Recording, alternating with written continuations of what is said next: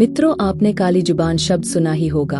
अक्सर कभी किसी के बोलने से कुछ अशुभ हो जाता है तो उस इंसान को काली जुबान वाला इंसान कहते हैं और उसे समाज में हीन भावना से देखा जाता है। दोस्तों, आज का हमारा किस्सा इसी बात पर आधारित है। राजस्थान के भीलवाड़ा जिले के एक गांव में लता नाम की औरत रहती है। उसकी शादी उसके घरवालों ने बचपन में ही कर दी थी और उसके 3 बच्चे हैं। उसको उसके ससुराल वाले तो बहुत प्यार से रखते थे, लेकिन गांव वाले उस पर किसी प्रेत आत्मा का साया बताते थे। गांव वाले उससे अक्सर दूर ही रहते थे, क्योंकि वो जो भी बोलती वो सच हो जाता था।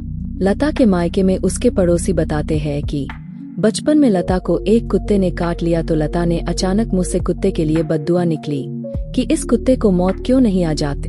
अगले दिन हुआ भी कुछ ऐसा और वो कुत्ता गली के बाहर मरा हुआ पड़ा था। तब से गांव वालों में दहशत फैल गई। दूसरी घटना तो इतनी भयानक थी कि लोग लता को डायन कहने लगे, क्योंकि एक बार बचपन में लता का हाथ तवे से जल गए।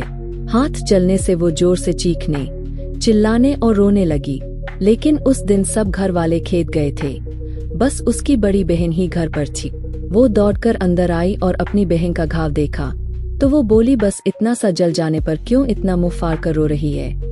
लता को उसकी इस बात पर गुस्सा आया और लता बोली, तुझको आग लगे तब पता चले कि कितना दर्द होता है। फिर होना क्या था, अनहोनी होने में कहाँ देर थी। उसी रात घर के पास पड़े चारे में आग लग गई और उसकी लपटें घर पर भी आ गई और उन लपटों में केवल लता की बहन ही जली, बाकी सब बच गए। काफी ज्यादा जल जाने की वजह से कुछ ही दिनों में उसकी मौत हो गई।